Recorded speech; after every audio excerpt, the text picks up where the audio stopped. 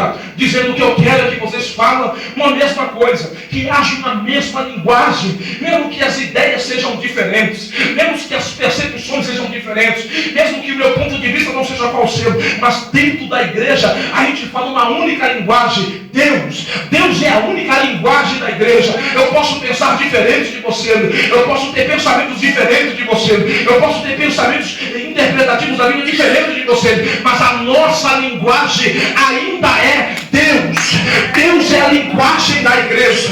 Não tem essa coisa de a gente falar diferente, não tem essa coisa de um outro evangelho como está sendo pregado aí fora, em que eu falo uma coisa, as pessoas falam outra. Um dia desse eu fiquei estafado, fiquei completamente perdido, em que uma pessoa, um teólogo evidente que dá aula em uma grande faculdade, uma assembleia de peso aqui dentro de São Paulo, e especificamente na região de São Mateus. Eu considero, não critico teologia porque sou estudante de teologia, mas eu afirmar que Paulo estava teologicamente errado, eu estou substituindo a veracidade da Bíblia Sagrada. E eu vi um camarada quando postar o seu CD dizendo, um tema do seu CD de estudo, dizendo os erros doutrinários e teológicos de Paulo. Aí eu fiquei pensando, como pode a Bíblia ter erros? Como pode a Bíblia ter equívocos teológicos? Como pode a Bíblia ter equívocos de interpretação? Eu não posso acreditar numa coisa dessa. Gente se levantando dizendo que a Bíblia está errada, gente se levantando que Paulo estava errado, embora Paulo residindo ser humano como é você, mas eu penso que a revelação do Evangelho é algo que pertence a Deus e foi revelado a ele. No entanto, que quando ele escreve a carta de Paulo aos Gálatas, diz, não foi a carne nem o sangue que me revelou, eu me afastei para a Arábia para receber a revelação do Evangelho. Ou penso eu que a Bíblia não há erros. Ele mesmo, Paulo, escreve que toda palavra é inspirada por Deus, toda escritura é proveitosa. Então eu não posso aceitar essa ideia de dizer que tanto Paulo como a Bíblia Sagrada estava errado.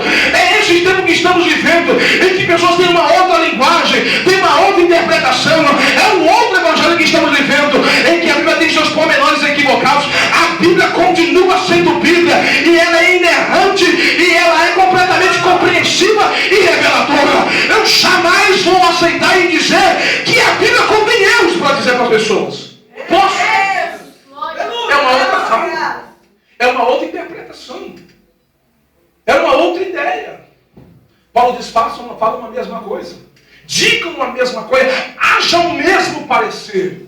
Aí ele vai agora no versículo 12, ele diz, o que eu quero que vocês tratem, é que no meio desta grande separação que está havendo, a expressão dissensão significa rasgo, que vem da palavra grega cismas, e cismas no grego, para a interpretação do português, significa rasgo, ruptura, rompimento. Você sabe o que estava acontecendo? A igreja estava rompendo a sua percepção bíblica, a igreja estava rompendo a sua própria comunhão. Estamos vivendo em uma época não diferente desta época. Parece que os erros da igreja de Corinto são contemporâneos aos nossos. Não há muita distância em perceber que já estamos vivendo uma época em que cultuar a personalidade humana na igreja é algo já extremamente visível e perceptível. Hoje o que presta para a igreja é se pregar nos gideões. Hoje o que se presta para a igreja é passar por um grande público, um grande movimento lá na Santa Catarina. Eu penso, amados, que essa coisa de viver o Evangelho,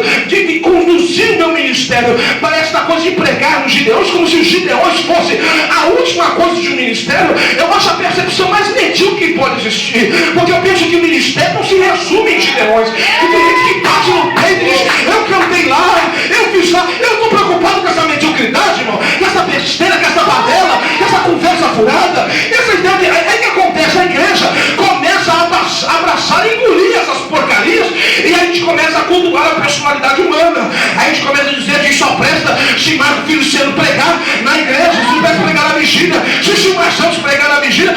Aí a gente começa, deixa de adorar a Deus